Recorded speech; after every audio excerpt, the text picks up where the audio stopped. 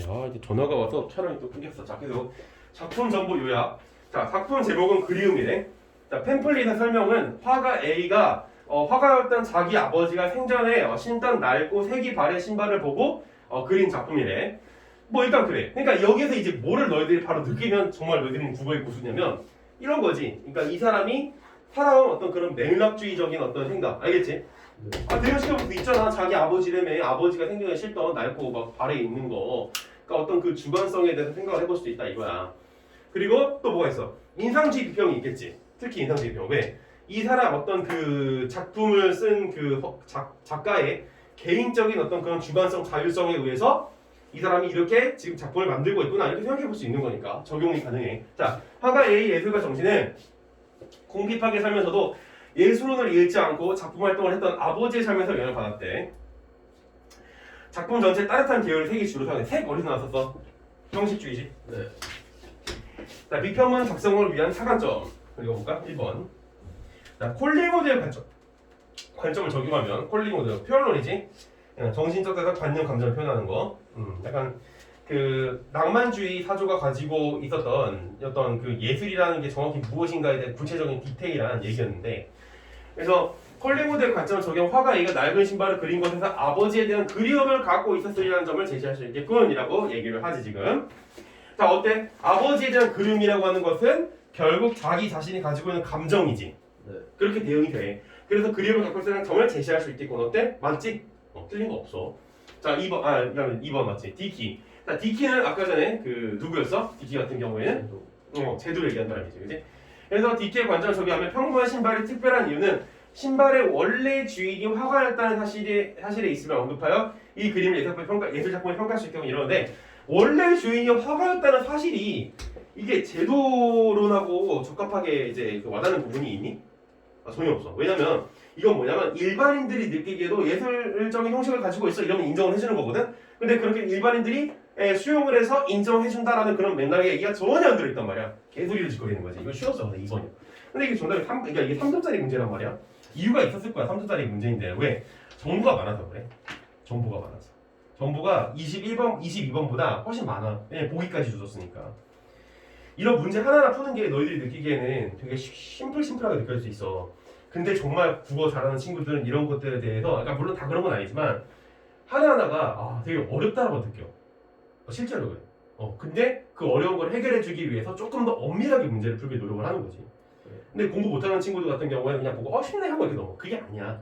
어렵게 느껴야 돼. 그러니까 어렵게 느끼라는 게 부담을 가지라는 얘기는 아니고, 어려운 거를 이게 어려운 거구나라고 파악할 수 있을 정도의 실력이 있어야 된다는 얘기야. 느껴져 무슨 얘기지? 이 난이도를 파악할 수 있는 그런 안목이 있어야 된다 이거야. 못하는 친구들은 안목이 없어. 그러니까 쉬워 보이는 거야. 그건 아니다 이거지. 알겠지? 네. 자, 아무튼 한번 텐의 관점을 적용하면 텐 아까 그러나 중국인 왜 났지? 중국인 아니야? 왜 났지 비평? 그래서 텐의 관점을 적용하면 이 작품에서 아버지의 낡은 신발은 화가 A가 추구하는 예술가 정신의 상징임을 팸플릿 정보로 근거로 해석할 수 있겠군이라고 얘기하고 있지. 괜찮잖아. 자기의 맥락 아니야? 컨텍스츄얼? 네. 이거 뭐가 틀려? 그러니까 이것도 맞는 얘기. 하지만 이거 내가 되게 심플하게 가는 것 같지만 사실은 이걸 이미 읽었기 때문에 판단이 가능한 거야. 봐봐. 프리드. 그 아까 형식주의지. 얘 같은 경우에는 따뜻한 계열의 색들 나오지 이렇게 딱 이게 적용이 바로 딱 되는 걸 느낄 수가 있어야 돼. 이런 게 이제 국어 연습이야. 네. 문제 풀기 연습. 유기적으로 구성한 점에서 이 그림이 우수한 점을 언급할 수 있고 뭐 맞는 얘기지 뭐. 그다음에 이 마지막 프랑스. 이 관점을 적용하면 얘는 이 저거였지. 인상주의평. 그래서 그림 속에 낡고 색이 바랜 신발을 보고 지친 나의 삶에서 편안함과 여유를 느껴서 순수해질 수 있겠군. 얘는 프랑스 같은 경우에는 이렇게 막 규칙과 객관성 이런 얘기만 아니면 어떤 얘기가 나도 다 정답이 돼요. 그러니까 맞다는 거. 그러니까 정답은 여기 2번이지. 됐고, 자 마지막이지. 게르니카 24번. 자, 일단 피카소의 게르니카에 대해 보기에 A는 기억의 관점, 맥락주의 관점이지. 그 다음에 B는 니은의 관점, 누구였지? 그 형식주의 관점이었지. 그래서 맞니? 형식주의? 보고 오지 뭐. 인상주의. 인상주의. 그래서 기억, 그러니까 맥락주의가 여기고, 그다음에 인상주의가 여기 매칭 잘 시켜야 된다. 그래서 이렇게 해서 이런 관점에서 비평한 내용이다. 나를 바탕으로 해서 A, B를 이해한 내용으로 적절하지 않은 것은 무엇인가? 피카소 하면 빼놓을 수 없는 그림이지. 네. 나 옛날에 피카소가 사람인지 몰랐어 어렸을 때. 피카소가 나는 그냥 미술학원 이름이 피카소가 이런 줄 알았어. 거짓말 아니면 진짜로. 근데 사람이더라. 어쨌든 피카소는 생전에 엄청난 부와 명예를 거머쥐었던 예술가지.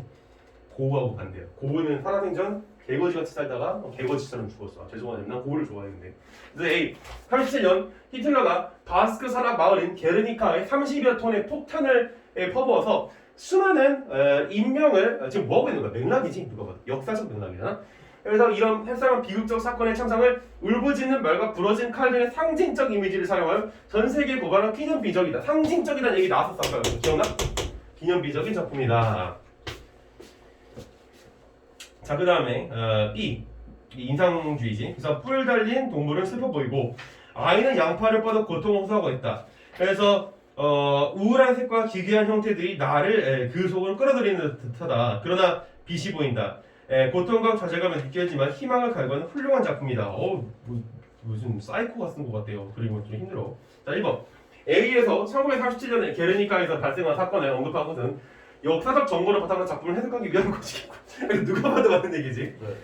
근데 이렇게 이게 쉽게 느껴진다면 다행인데 이제 원래는 이런 것도 하나하나를 다 분석하는 연습이 필요하고 뭐 간단한 거니까 너무 많아. 2번 A에서 비극적 참상을 전 세계에 고발했다고 서술한 것은 작품이 사회적 미치는 효과 아까 나왔지? 우리가 중요한 키워드를 뽑았었지? 네. 나 말 안 된다.